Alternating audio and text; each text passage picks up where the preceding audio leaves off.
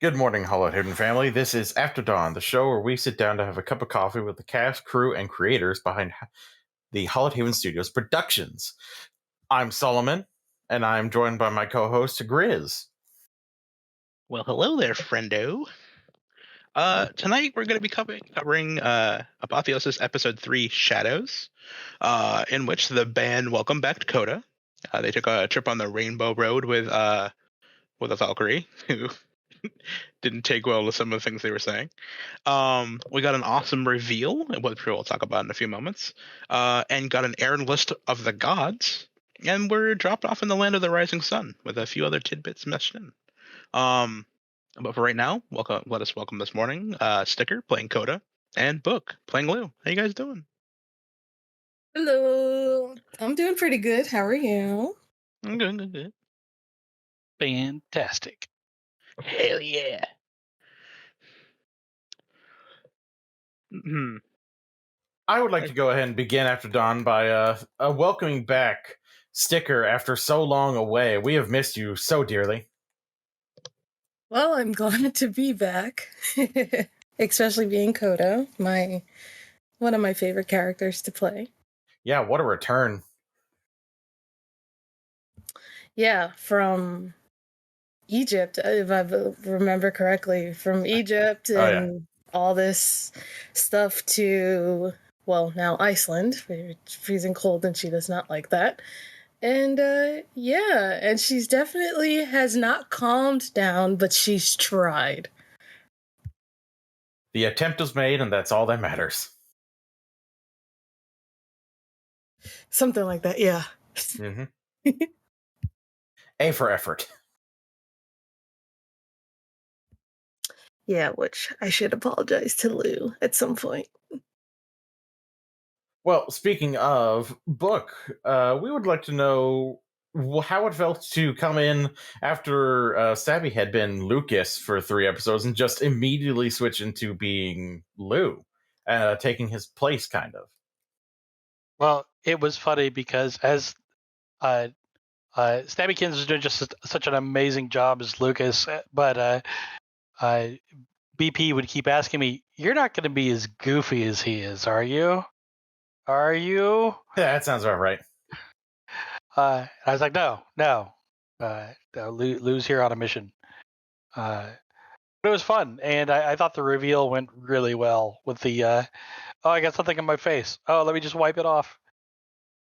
Oh no, I've wiped off my face. Yeah. Very sus moment.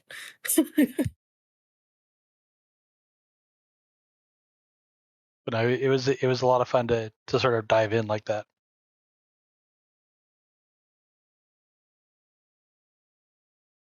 I can imagine.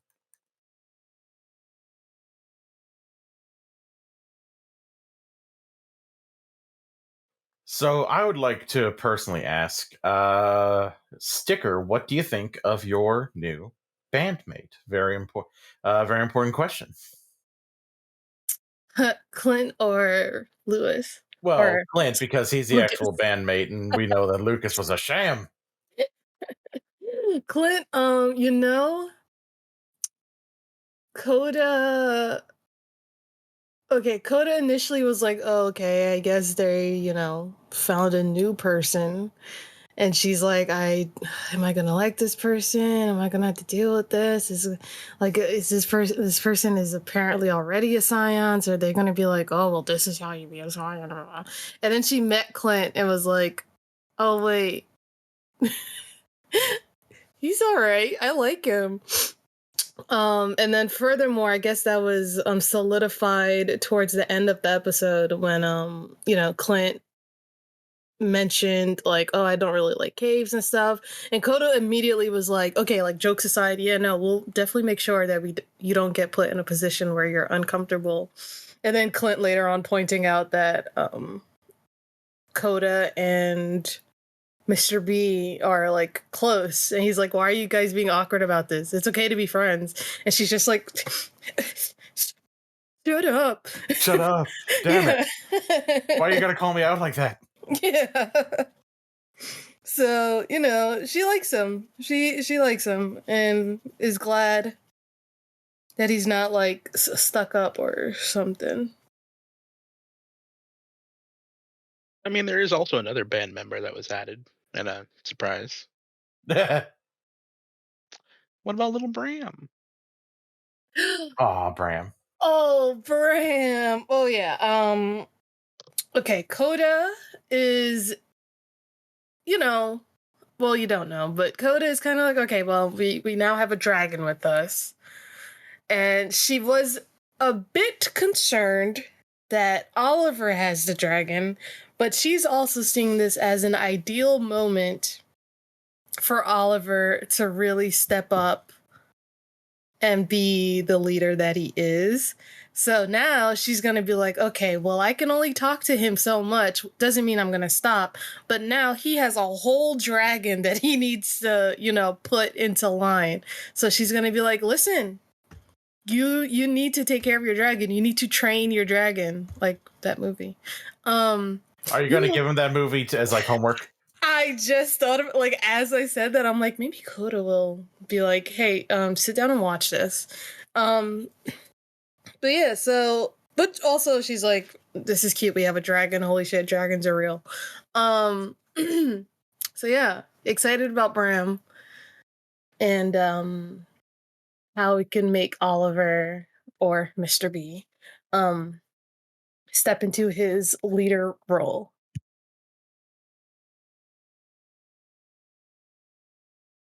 Makes sense. Are we going to get any more news about how things with Ned are going after all that happened in session 1? Man, you're asking a great question. I want to know too. I mean, what you can get from me, which isn't much, because our lovely storyteller loves to torture me,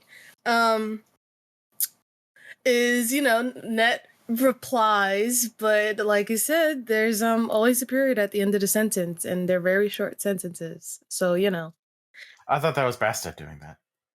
No. That's net. Oh, that was Ned. You're right. My apologies. It's net.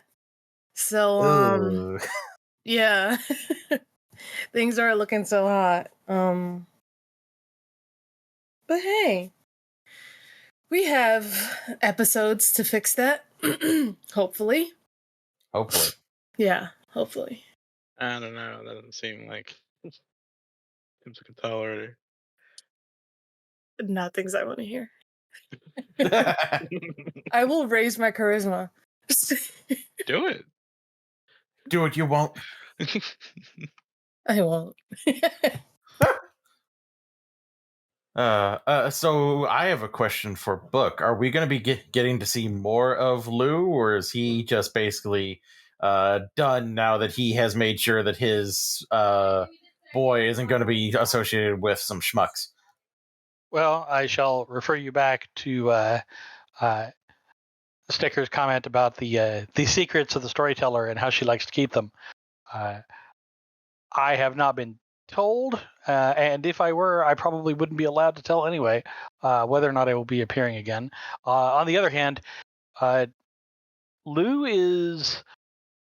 I describe Lugh as not quite a helicopter parent, but very much involved.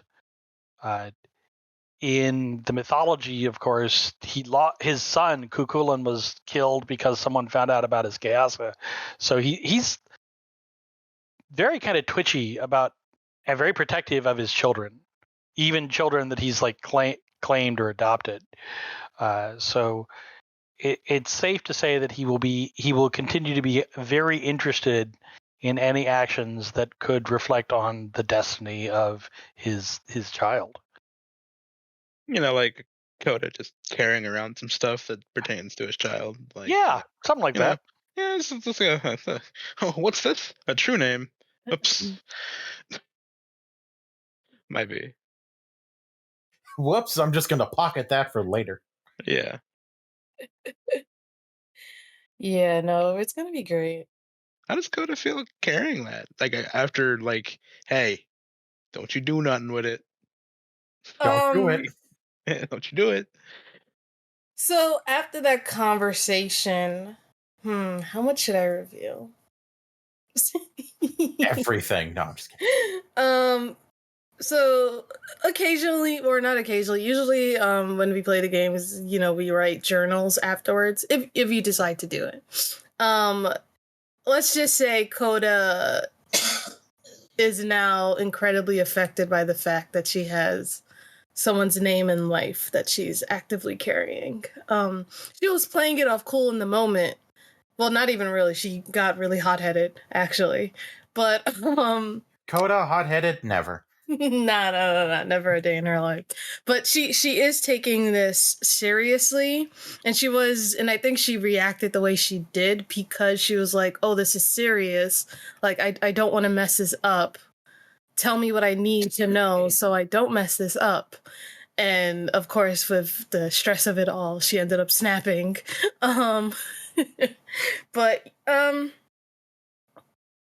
I think she is stressed by this. She is worried by this, but she's also a bit excited because she has plans for herself now in this role that she's in. Besides the, holder of the true name, but like a Scion and all this stuff that's been happening. She's like, I can become more than what I thought I would ever become. So she's like, okay, this is like a really important thing that I need to do. And I'm going to do it. And I'm going to do it well. And I guess people are going to talk about me. But like in a good way, hopefully.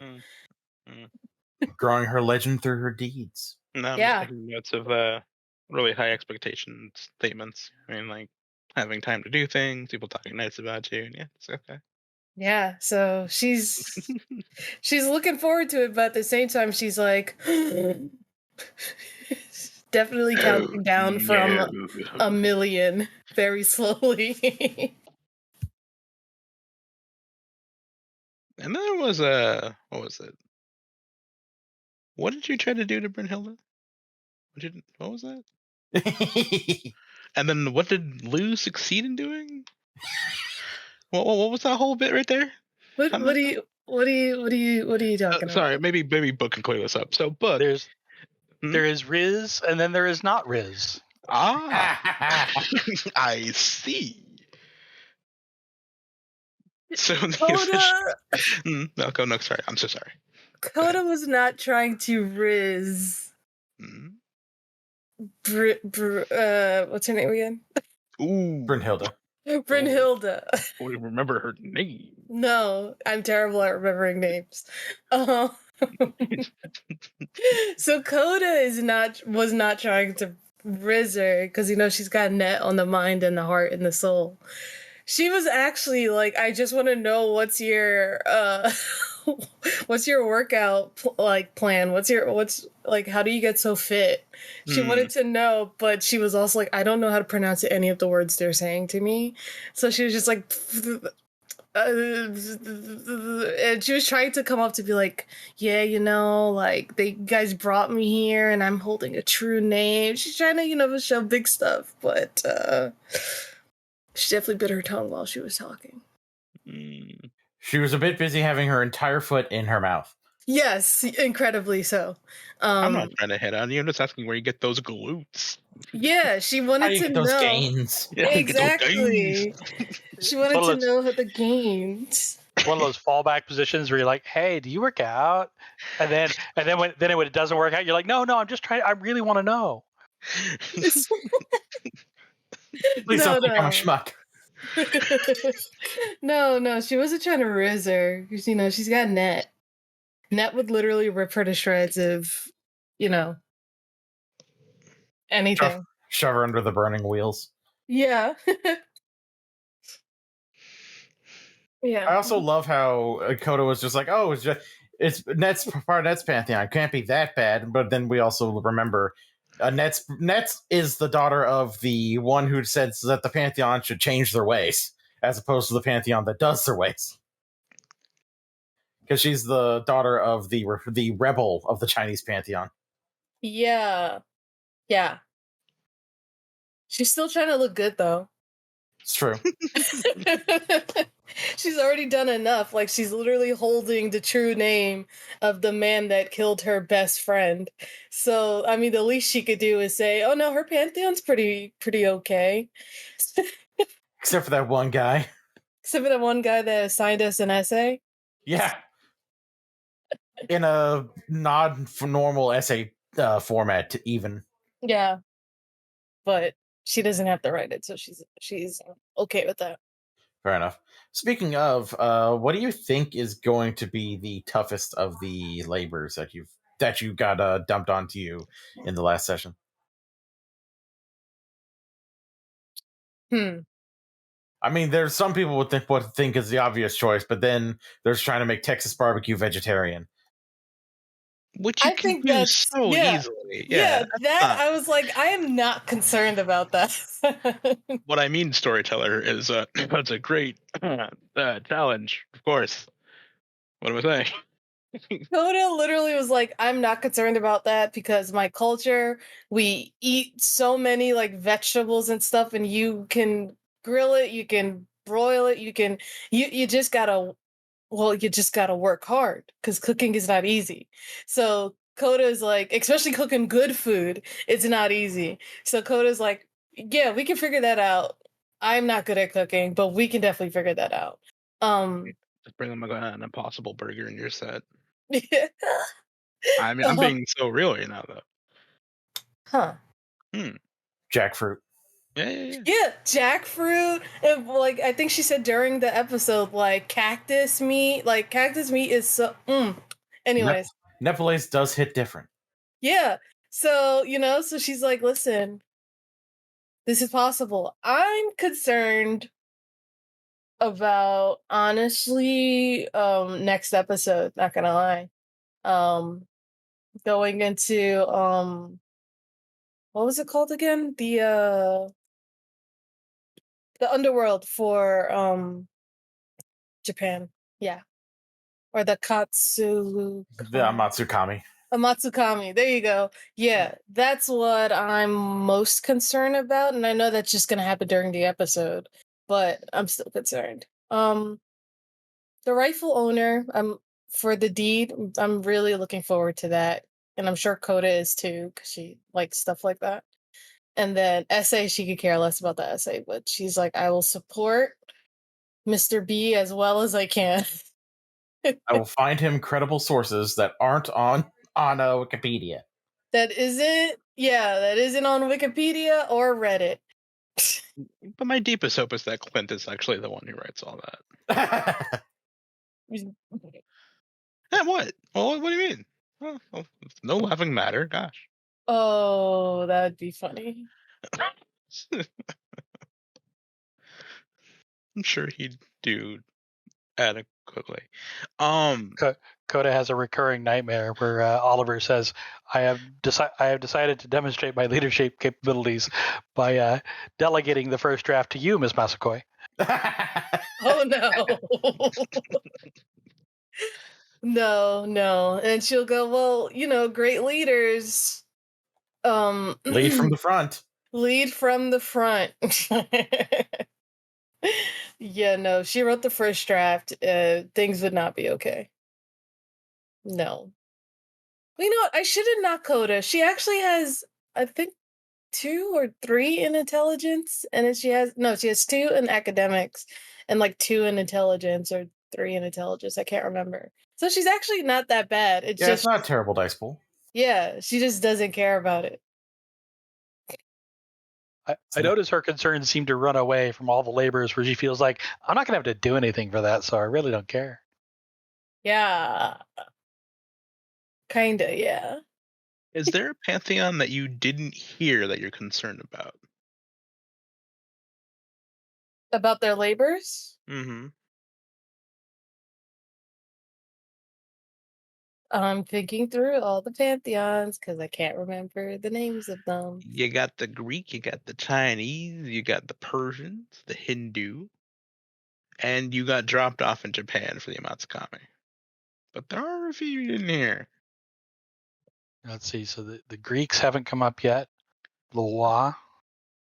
Yeah, the Loa haven't come up yet. That's true. And the Egyptians. Yeah, Oh, the no, Egyptians haven't actually given you a labor yet. Oh, and the ones who are enjoying torturing Stefan this whole time, the Norse. That's true, That's yeah. true. And then there are the ones that just enjoy torture in general, the Aztec. Huh. Well, let's just say I'm concerned because I don't know if I could give a specific concern. Although you said Loa, and it makes me concerned there. But especially since if I remember correctly, they're like close with their not Childer, different world, with their scions or such or kiddos. Oh yeah, the Loa are very family oriented.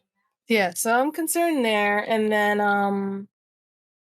I mean, also my own pantheon because it was someone from my pantheon that told me to hold his true name, to hold Stefan's true name. So it kind of makes me wonder, have I been made a pawn?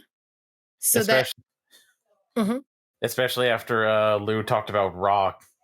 Yeah, and Coda's thinking about that too, which me, I'm concerned, but incredibly excited for the drama that will be happening there.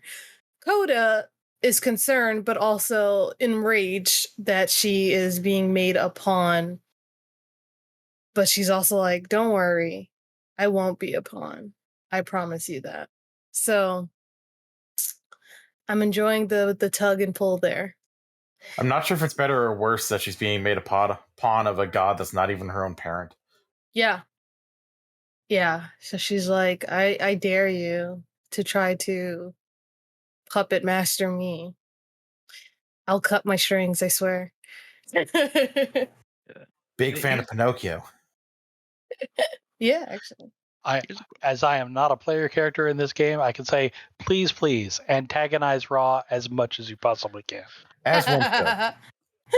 Okay, noted. Actually, here's a question for you, Book. Is there a pantheon as Lou that you would like to interact with the most? If you got to come back, which I'm not saying you, I don't know. I personally don't know. Yeah.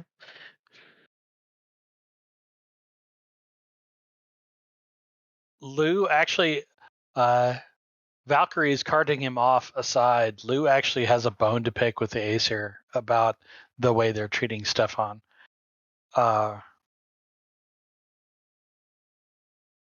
But besides that,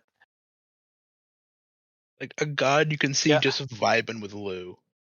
A god I can see vibing with Lou. Yeah. Probably, I think back to the gods he gets like syncretized with when the Romans show up. So like Hermes. He and Hermes having foot races and then trying to outdrink each other. I can see it, yeah. I could see him vibing with some Wukong. Yeah. The weird thing I find about the Tuatha is they're not they look very chaotic from the outside, but they still very much have kings and rules, some surprising rules.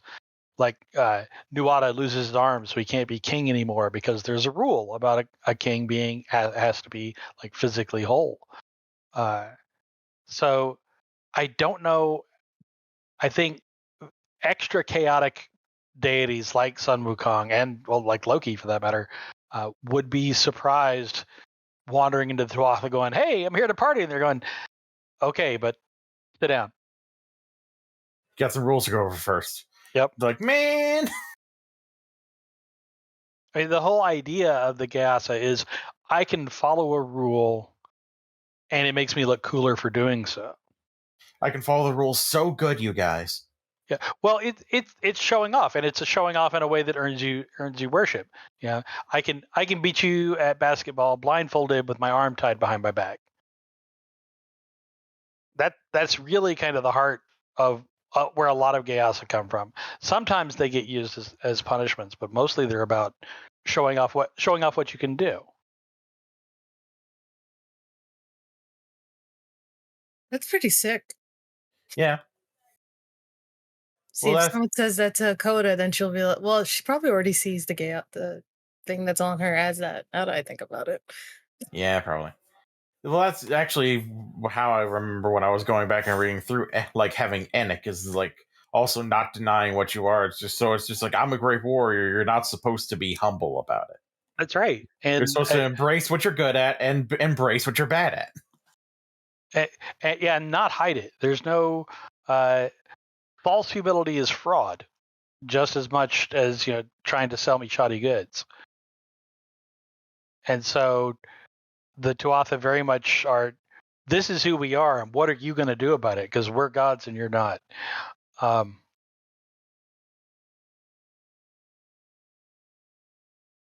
Which was part of why the vow that Coda made was so important. I will defend Stefan's true name with my life.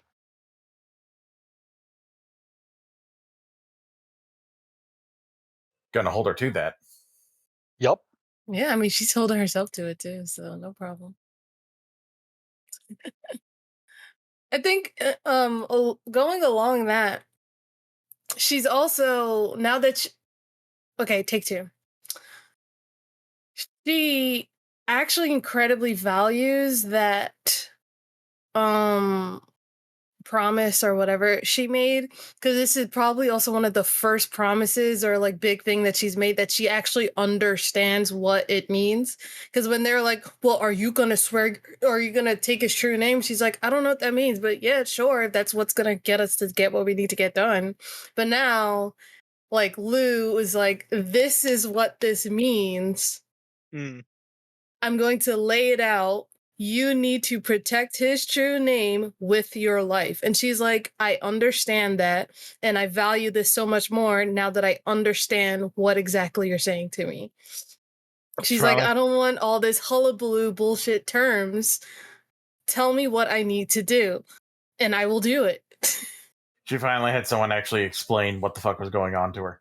Yeah, so she actually feels a little bit bad that she went off on him, but she's also like, well, but also I feel like that's the only way people will listen to me is if I go off on them.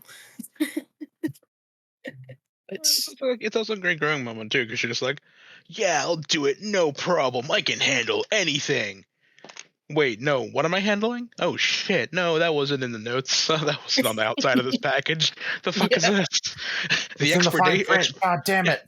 The expiration date says life. What the fuck is this, man? Yeah, no.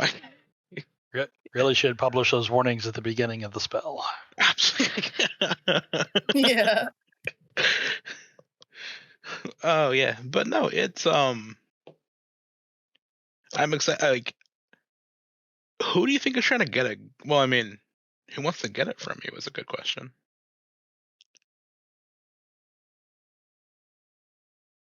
Man, I don't know. I mean, you could do. Lou, you got some enemies. Like, I mean, well, you could do some basic math. Anybody who really wanted Stefan to die at that trial and accepted the result begrudgingly, they're going to be gunning for it, and they know she has it. Yeah. How many people is that? Just I'm not taking notes, Bill. Yeah. Not to mention any other Scions who are friends of people that Stefan brutally fucking murdered. Because let's be honest, he was a mass murderer. Like not. Well, no, I mean, who's going to be ballsy enough to actually just go after you immediately is kind of my thing. Like, you had some time off in between all of this, too. Yep, I'm still gonna say I don't know because that episode was a long time ago, but just thinking about that, yes, I know some people, and that's also a little bit part of some of the things Coda is struggling with. 'Cause she's like, again, is Nat gonna try to kill me because of all of this? Like she has the perfect opportunity to get rid of Stefan by just getting rid of me. So she's like, huh. Yeah. Yeah. No. I mean, she doesn't really care too much about all the other people that might be gunning after her because she's like, I mean, she already feels like she's against the world. And that's the way she's kind of raised herself. But now she's like, there's someone that I actually care about that's been hurt by this person. So she's like, shoot. But yeah. Can't wait. I'm not panicking. You're panicking. I live for it though. Me, Sam Sticker. I'm living for all of this drama and chaos. Yeah, it sounds about right.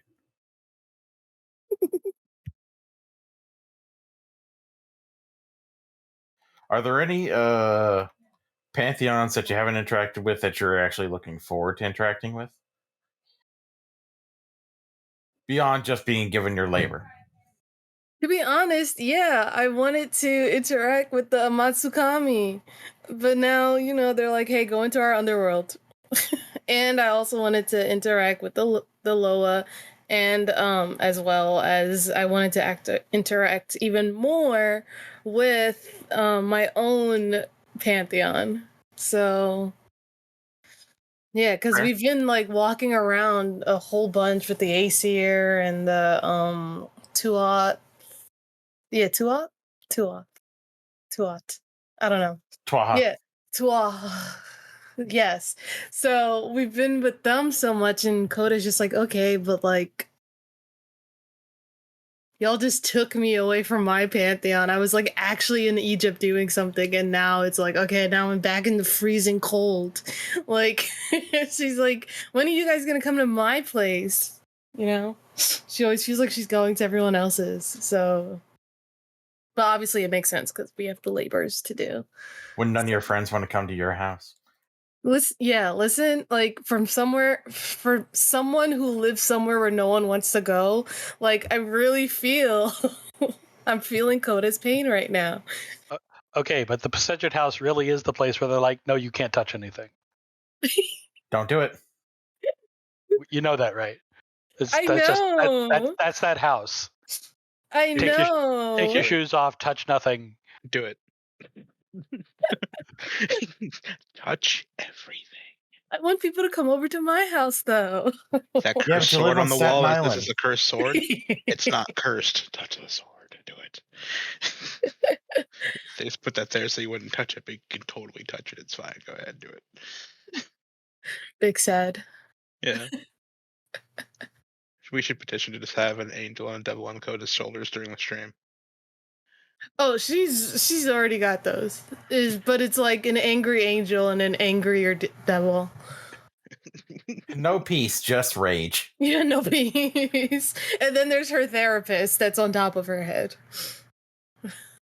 Who's like, kick your ass peacefully. Let's go. Coda. But yeah. I'm gonna beat you down. Then I'm gonna apologize. Kinda. Kill them with kindness doesn't mean just smile while you're killing them. Honestly, she should have named her bat that. Kindness? Yep. Yeah. Yeah. But whatever. I like the name that it has. Wait, what is the name of it? Oh, I remember. I like the name. What is it again? Yeah, it's Kona.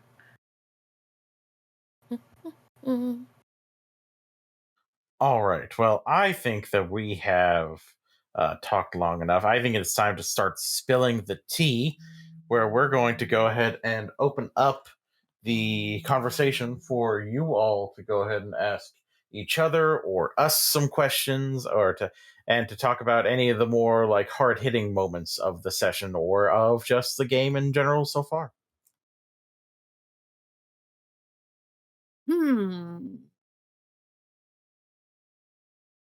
Bookkeeper. Yes.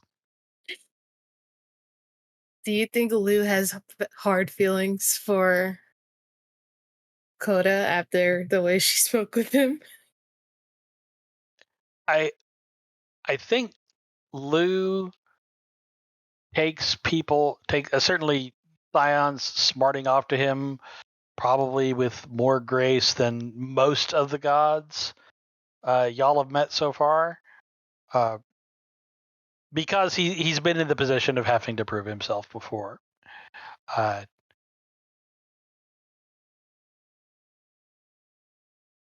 I think there's probably a limit to that grace, but she hasn't come anywhere near it yet. Cool. So he's fine. Okay, great. Whew. Just don't go smarting off to the Morrigan. You might end up with your insides as your outsides. No, please do. That would be an amazing scene. It would be a great death scene. Have your backup character drafted, is what we're saying. I think she had met the Morrigan already, and I think all she did was kind of like, she was just like, oh, she's hot. Like, I think that was the most... I mean, that's fair. Yeah. I think that's the most Coda's done. But yeah, but even like towards that conversation, she started calling Lugh like sir, because she like was already like, I shouldn't have spoken that way to him, but it wasn't like sir because he's a god. It was sir because she now respected him. So other fun mythological fact: Lugh has killed one of the Morrigan's kids. Wow. I'm sure there's no hard feelings there. Nope, none. I'm sure it's fine. Of all the people you choose to fuck with. Ugh. Was a child of the Morrigan and the Dagda, named of all things Kermit. On the other hand, Rainbow Connection. Kermit was trying to make a rainbow connection with Lugh's wife, and Lugh took it poorly. I mean, I took it personally. Yep, that's fair. It ended all right. The Dagda took him out and resurrected him, as the Dagda does. Because the Dagda's a great guy, even if he, can't keep it in his pants.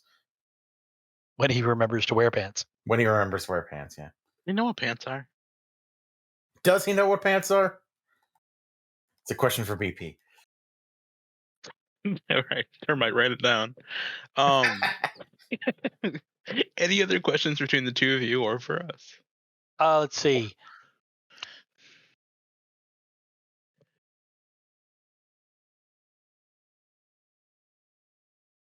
A question. I'll do a question for everybody. On behalf of my former self, what's the moment you're gonna remember of Lucas's time with the band? I have it written down somewhere. Yeah, go ahead. I have a specific line I need to remember. I mean, I could just meme and say the tree joke. But honestly, I think that the moment I'll remember more is when the whole goofy exterior slipped a bit when he was intimidating a Fenris wolf. That was the moment of him stop being silly and just going that hard really stuck with me. Mine personally is, and I quote, "I'm painted in pain." That quote lives rent free in my head. That's when we know I had a good one. I'm gonna say for Coda, it's always going to be him wiping his face off. She will no longer remember whatever Lugh was before that, or whatever Lucas was before that. For me, honestly, all four of them interacting, like, I can just imagine a whole session or like a whole game of the four of them as a band. And the shovel thing got me. The shovel, and I know there's many times like Coda never mentioned it, but she just kept being like, how is he able to fit all of that stuff? And the whole time she would just be like, you know what, I don't even want to know, because I feel like he's going to start pulling out random stuff from his pocket. So yeah, I don't know. I'm going to say their first meeting. Yeah. Awesome. Well, Grizz stole "The World is Painted in Pain" from me, so I will go with the shovel. I loved the shovel. I loved him disguising Lugh's spear as a shovel. It was all I wanted in life, and then putting a face on it. Yeah. Yeah. Probably right where the opening is for the crystal and everything. Oh, can you equip bacon? Of course. Just that. Just him Yeah. absent-mindedly like, can you equip bacon? And it's just like, yeah, I think you can. Also, I will say, and then there's also Lugh saying to Clint that they're still buds. So there's that. Clint has this really heart-tugging need for validation that Lugh recognized in the end there when it's clear you need my approval, and I don't want to break you. You seem like a fragile child as strong as you are. So here you go. He's like, why do you need this? Looks at his mom. Ah, yeah, right. Yeah. Remember. Got it. Tracking. Nailed it. Yep, got it in one. Yeah. Which she was kind of sweet towards him for the Morgan. That's always the qualifier. She was sweet for the Morrigan. Yeah. She just laid a gay. And, you still have all your fingers and toes, so she's sweet. She laid a gas and said, if you fail, you lose my favor. Bye, Yep. son. Have a good day. Oh boy. Bless his heart. Seriously, Clint is. Their friendship is actually incredibly adorable to me, and Coda. And now Lou's gonna get constant fucking text messages. Yeah. That's really cute. The power of being, as BV put it, the god of weaponized competence is the capacity to multitask. It's true. And to actually understand how to text back properly and keep up the lingo of the kids, as they say. That's right. Whereas the other gods are just like, what the fuck is Riz? Lou's like, yeah, I know that. So I lose my favorite. And I'm very happy that you portrayed him so epically. Oh, thank you. Any other questions, y'all? Not really. Do you have any burning questions for BP or any of your fellow players that we could ask the next time we see them? Ooh.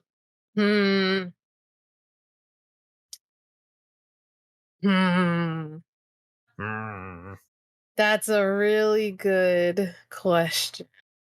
How scared is Gary that BP is going to make him actually write the paper?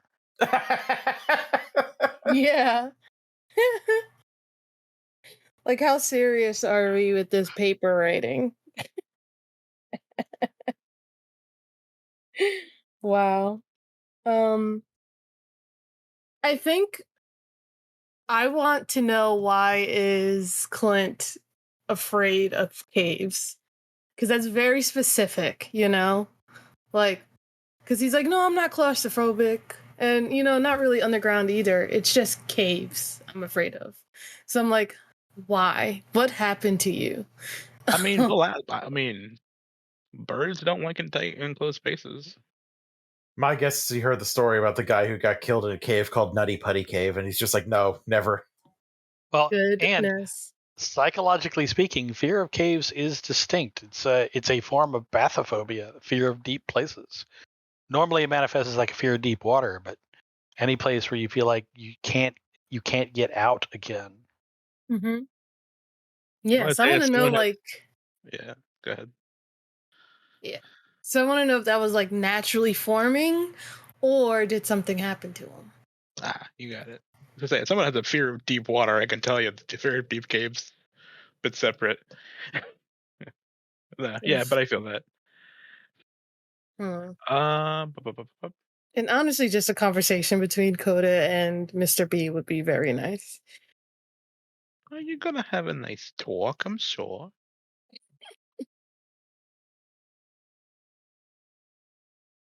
That's yeah, no, I don't got any other questions. What's Coda's favorite dessert? Favorite dessert? Yeah. Yeah.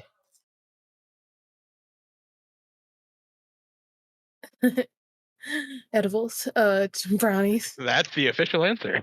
Yeah, that's the Yeah. official answer. What's her favorite breakfast food? Toaster Nope. strudels. That's Gosh. what we have. Cold or lukewarm toaster strudels. Lukewarm. Not heated at all. Yeah, Ugh. lukewarm, like warmed with the pocket. Still frozen a little bit in the middle. Yeah. Yeah, Oh God. reminds you you're still living. And I- regretting every moment of it.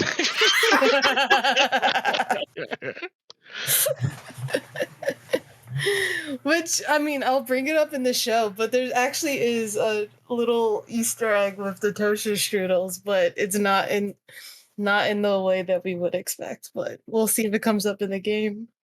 Good heavens. All right. Can I ask you both to do me a favor? Yep. Cool. It is the spookiest time of the year. So I would like for both of you, at the same time, if you choose to give me your best villainous evil Halloween laughter. Ooh, give me a second. So take your time. Microphones being what they are, I'll let Sticker go first. Okay, so villain is laughter. Mm-hmm. How loud can I get? Well, moderately. We don't want to blow out termites' eardrums. Okay.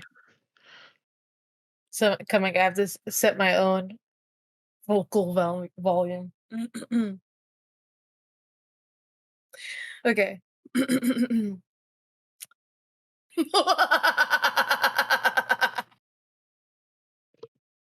good. There we go. Hey, thank you. A+, well done. Thank you.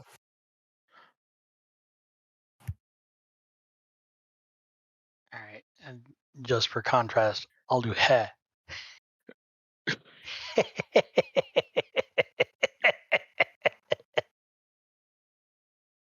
Ooh.